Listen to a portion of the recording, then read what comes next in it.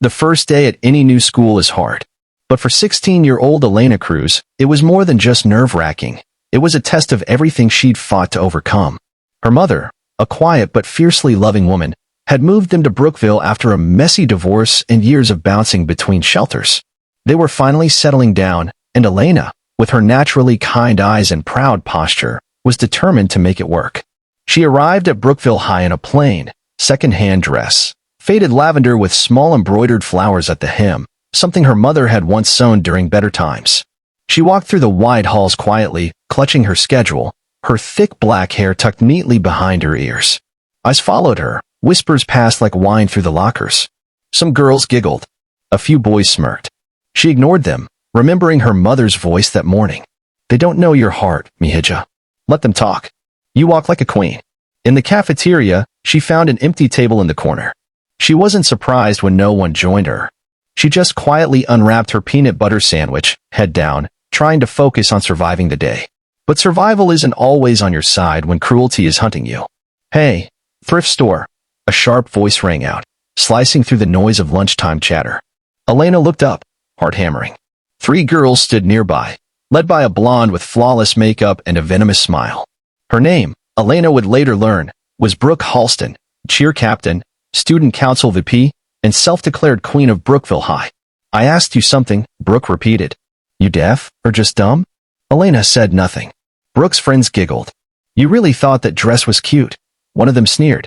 Before Elena could stand or respond, Brooke reached forward, and with one quick motion, ripped the hem of Elena's dress.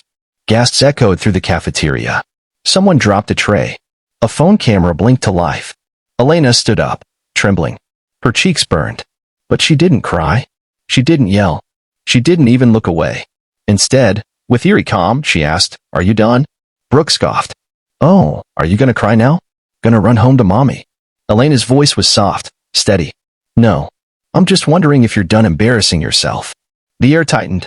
Everyone expected her to storm out. But instead, Elena bent down, picked up her torn dress hem, folded it in her hand, and walked away, shoulders back, spine straight, not giving them the satisfaction. That was the moment everything changed.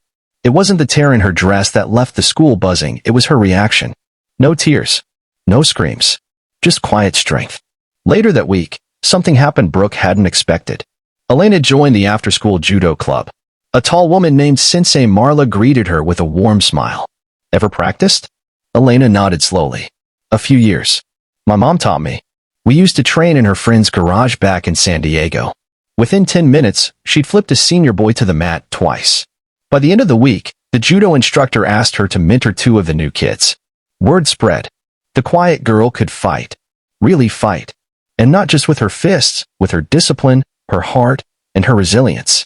When Brooke and her friends caught her again in the hallway 2 weeks later, they thought it'd be funny to finish what they started.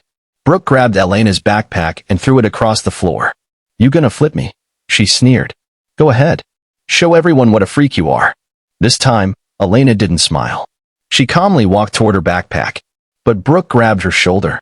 That was her mistake. In one graceful, lightning-fast motion, Elena turned, shifted her stance, and gently but firmly used Brooke's own weight to flip her onto the padded bulletin board against the wall. No injury.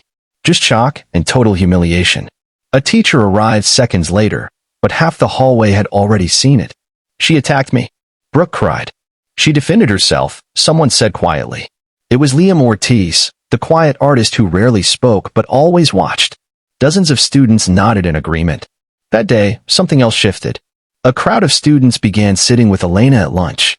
Liam sketched her portrait and posted it online with the caption, Strength wears lavender. It went viral. Even Brooke's inner circle began to fracture.